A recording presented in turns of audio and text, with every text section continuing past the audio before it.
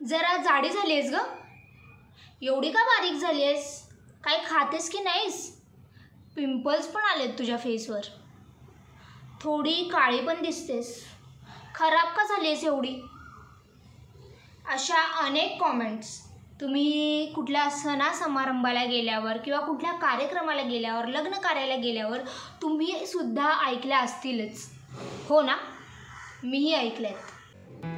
त्यामुळे या विषयावर बोलण्याची प्रचंड गरज आहे आणि आज आपण त्याच विषयावर बोलणार आहोत. सुंदरतेची खरी व्याख्या काय? Number 1, colour shaming. हा मला सगळ्यात महत्त्वाचा टॉपिक वाटतो, त्यामुळे हा टॉपिक मी पहिलाच घेतलेला आहे. Colour shaming. आपला देश कितीही पुढे गेला तरी काही बाबतीत अजून तिकडेच आहे असं मला वाटतं. जसं की गोरा रंग म्हणजे खूप सुंदर आणि काळा किंवा सावळा रंग म्हणजे खूप कुरूप, घाणेरडा. अजूनही अशी समज आपल्या देशामध्ये आहे. इव्हन ग्रामीण भागात हे जास्त प्रमाणात चालतं. हे सगळं थांबवलं पाहिजे कुठेतरी. सगळ्यात आधी every skin tone is beautiful. प्रत्येक चेहऱ्याचा रंग तितकाच सुंदर आहे. गोरा रंग पण तितकाच सुंदर आहे, सावळा रंग पण तितकाच सुंदर आहे आणि काळा रंग पण तितकाच सुंदर आहे. कलर टोनमध्ये सुद्धा वेगवेगळे प्रकार येतात. जसं की for example fair tone, black tone, coffee tone, असे अनेक प्रकार येतात आणि every tone is beautiful. Yes, मला बॉडी शेमिंग करणाऱ्याचा राग तर येतोच, पण त्याच्याहून जास्त मला कलर शेमिंग करणाऱ्याचा राग येतो. मी सावळी आहे म्हणून मी बोलत नाही आहे, तर फेस कलरवरून, चेहऱ्याच्या रंगावरून एखाद्या व्यक्तीची सुंदरता तुम्ही कसं काय ठरवू शकता? डिअर ह्युमन बीइंग्स, तुम्ही सगळे सुंदर आहात. गोरं असणं म्हणजे सुंदर, काळं आणि सावळं असणं म्हणजे वाईट, कुरूप असा अर्थ अजिबात होत नाही. Every skin tone is beautiful. प्रत्येक चेहऱ्याचा रंग हा सुंदर आहे. गोरा व्यक्ती पण तितकाच छान दिसतो, सावळा व्यक्ती पण तितकाच छान दिसतो आणि काळ्या व्यक्ती पण तितकाच छान, ब्युटिफुल, अमेझिंग दिसतो. Number 2, body shaming. शरीर रचनेवरून बोलणे किंवा शरीरावरून बोलणे असा आपण त्याचा अर्थ घेऊ शकतो. त्याला आपण बॉडी शेमिंग म्हणतो. स्पेशली ना, मी हे ऑब्झर्व केले की पुरुषांपेक्षा स्त्रियांना हे जास्त प्रमाणात बोललं जातं की किती जाडी झाली आहेस तू, किती बारीक झाली आहेस तू, काय खातेस की नाही, अशा अनेक गोष्टी मोस्टली स्त्रियांना बोलल्या जातात. सगळ्यात आधी एखाद्याच्या शरीरावरून जज करणं ही अतिशय चुकीची गोष्ट आहे. खरं तर आपल्याला माहीत नसतं की समोरचा व्यक्ती कुठल्या प्रॉब्लेम्समधून जातो आहे. एखाद्याला हेल्थ इश्यू असू शकतो, एखादा व्यक्ती एन्झायटी, डिप्रेशन यासारख्या गोष्टींमधून जात असतो. कोणाला मेडिसिन चालू असतात, कोणाला थायरॉईड, PCOD या सगळ्या प्रॉब्लेम्समधून जावं लागतं आणि आपण सहज एखाद्याला डायरेक्ट बॉडीवरून जज करतो की तू किती जाडी झाली आहेस किंवा बारीक झाली आहेस. ते हे अतिशय चुकीचं आहे. या सगळ्या गोष्टींमुळे वजन वाढतं किंवा अचानक कमी होऊ शकतं. त्यामुळे कोणत्याही गोष्टीची विचारपूस न करता कोणाच्याही शरीरावरून कोणाला जज करू नये.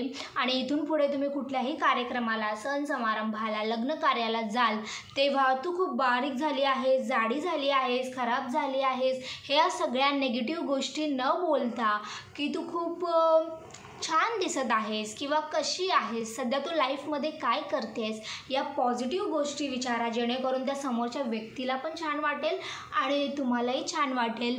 And my request to all, please stop body shaming. Number 3, fashion is freedom. Fashion करण्याचं स्वातंत्र्य प्रत्येकाला आहे. कोणत्या साडीवर काय सूट होईल, कोणता ब्लाऊज सूट होईल, कुठल्या शर्टवर कोणती पॅन्ट सूट होईल, कोणत्या ज्वेलरीवर काय सूट होईल, हे प्रत्येकाला इंडिव्हिज्युअल चॉईस करण्याचा अधिकार आहे. हे प्रत्येकाला समजतं किंवा ज्याला नाही समजत ती व्यक्ती शिकण्याचा तरी प्रयत्न नक्कीच करत असते. My female friends, I am sorry but ही रियालिटी आहे. स्पेशली मुलींना, बायकांना ही जास्त प्रमाणात सवय असते. एखादी स्त्री दुसऱ्या स्त्रीला कॉमेंट करत असते की अरे बापरे, ही कोणती ज्वेलरी घालून आली आहे किंवा हिने किती जास्त प्रमाणात मेकअप केला आहे किंवा कोणत्या साडीवर कोणता ब्लाऊज घालून आली आहे. अशा वेगवेगळ्या कॉमेंट्स एक स्त्रीच एका स्त्रीला करत असते. My dear ladies, please stop all this things. Fashion करण्याचा अधिकार प्रत्येकाला आहे, सुंदर दिसण्याचा अधिकार प्रत्येकाला आहे. साडी तिची, ब्लाऊज तिचा, मेकअप तिने केला आहे, मग आपण कोण आहोत जज करणारे? एक स्त्री जेव्हा दुसऱ्या स्त्रीला समजू शकते तेव्हाच तिच्या स्त्री असण्याला महत्त्व आहे असं मला वाटतं. स्पेशली पर्सनली तुम्हीसुद्धा छान छान तयार व्हा, फॅशन करा, मेकअप करा आणि इतरांनाही करू द्या. एखाद्या कार्यक्रमाला गेल्यावर तुम्ही कोणालाही कपड्यांवरून, रंगांवरून जज न करता तो कार्यक्रम एन्जॉय करा. Number 4, height shaming. आत्तापर्यंत बॉडी शेमिंग, कलर शेमिंग तर होतंच, पण आता त्याच्यामध्ये हाईट शेमिंगसुद्धा ॲड करावं असं मला पर्सनली वाटतं. तू ना लहानपणी जास्त सायकल चालवली नसणार, तू दोरीवरच्या उड्या मारल्या नसणार किंवा लहानपणी तू जास्त घरातच बसून असशील, बाहेर खेळायला जातच नसशील, म्हणून तुझी उंची वाढली नाही. अशी अनेक वाक्य माझ्यासारख्या माझ्या अनेक मित्रमैत्रिणींनी ज्यांची उंची कमी आहे त्यांनी ऐकलीच असतील. So come to the point. कधीकधी उंची जास्त असणे, कमी असणे हे जेनेटिक असतं. प्रत्येकजण वेगळा आहे, प्रत्येकाची शरीररचना वेगळी आहे. त्यामुळे कधीकधी उंची अति वाढणं किंवा न वाढणं हे अनुवंशिकतेवर सुद्धा अवलंबून असतं. मला ना बरेच जण म्हणले की तू ना साडीमध्ये खूप छोटी दिसते, तुझी उंची खूप कमी दिसते, त्यामुळे तू साडी घालत जाऊ नको, ड्रेसेस घालत जा. तर come to the point again, fashion is freedom. तुमची उंची डिसाईड नाही करू शकत की तुम्ही साडी नेसायची की नाही नेसायची. तुम्हाला जे आवडतं ते तुम्ही नेसा, तुम्हाला साडी नेसायची वाटते तुम्ही नेसा, तुम्हाला जे घालावंसं वाटतंय ते तुम्ही घाला. जास्त उंची असली की म्हणतात अरे बापरे किती उंच आहे, नारळाचं झाड दिसतंय. कमी उंची असली की म्हणतात अरे बापरे किती शॉर्ट आहे, वडाचं झाड दिसतंय. सो नारळाच्या झाडाला आणि वडाच्या झाडाला सुद्धा तितकंच महत्त्व आहे. उंची जास्त असू दे किंवा कमी असू दे, प्रत्येकाचं हृदय सेम आहे, प्रत्येकाचा हार्ट सेम आहे, प्रत्येकाचे इमोशन सेम आहे.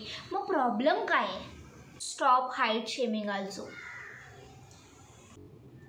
नंबर 5, मोठी केसं म्हणजे सुंदर आणि लहान केसं म्हणजे वाईट किंवा घाणेरडे, कुरूप किंवा मुलीची सुंदरता ही तिच्या केसांवर अवलंबून असते. ही वाक्य अतिशय चुकीची आहेत असं मला पर्सनली वाटतं. तुमचं मत ह्याच्या अपोजिट असेल तर त्यावर सुद्धा माझा काही प्रॉब्लेम नाही आहे. तुमचं मत थोडं वेगळं असू शकतं, बट मला लहानपणापासून हेअरकट्स करायची प्रचंड आवड होती, पण माझ्या मम्मीने मला कधी हेअरकट्स करूच दिले नाही. ती मला म्हणायची कशाला एवढी मोठी केसं कापतेस, किंवा आता माझा नवरा रोहित तोही मला बोलतो की नाही एवढी मोठी केसं नाही कापायची. त्यामुळे मम्मीच्या आणि रोहितच्या प्रेमापोटी मी अजूनही केसांना कैची लावलेली नाही आहे, बट योग आला तर करूया आपण हेअरकट.